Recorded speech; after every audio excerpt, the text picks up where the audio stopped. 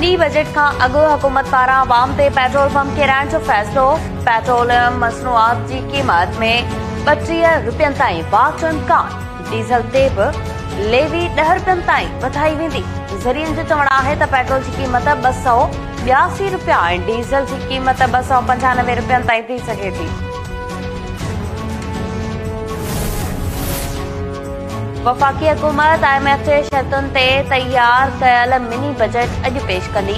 नाणे वारो वफ़ाक़ी वज़ीर साख़्तार क़ौमी असम्बली ऐं सेनेट में मिनी बजट पेश कंदो। मिनी बजट ज़रिए 170 अरब रुपयनि जा नवां टैक्स मढ़िया वेंदा।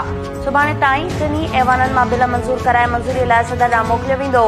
काबीना मिनी बजट जे अॻु ई मंज़ूरी ॾेई चुकी आहे। सदर पारां ऑर्डिनेंस ज़रिए मिनी बजट आणण वारे फ़ैसिले जी मुख़ालफ़त बाद हुकूमत बिल पार्लियामेंट में आणण जो फ़ैसिलो कयो हो।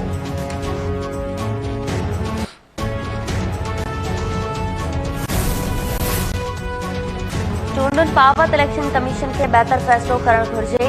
इमरान ट्रेन केसेस में नाअहल थियो त ज़िम्मेवार पाण हूंदो। घरू वज़ीर राणा सनाउल्ला चयो आहे त नई चूंड धरणनि ऐं अफ़रातफ़रीअ बदिरां इस्तेहकाम जो सबबु बणजणु घुर्जे।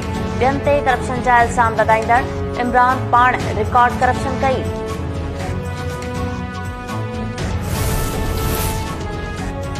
त चावल विझो कोयड़े सबबु कराची वेंदड़ मुसाफ़िर कोच ऐं ट्रक में टकर। मुसाफ़िर बस कल्टी। औरतुनि ऐं ॿारनि समेत 14 ॼणा ज़ख़्मी। 7 जी हालत नतीजो।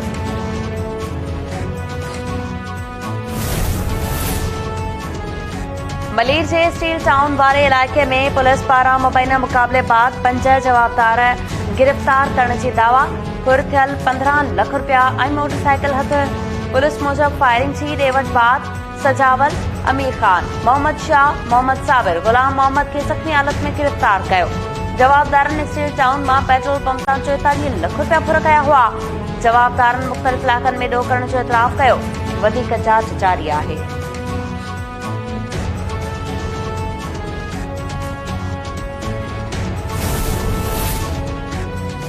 गुज़िरियल ॾींहुं खिपरो वेझो नारा कैनाल में ॿुॾी वियल धनार जो लाश न मिलियो। धनार ख़ान मोहम्मद हिंगोरो जो लाश ॻोल्हियो पियो वञे।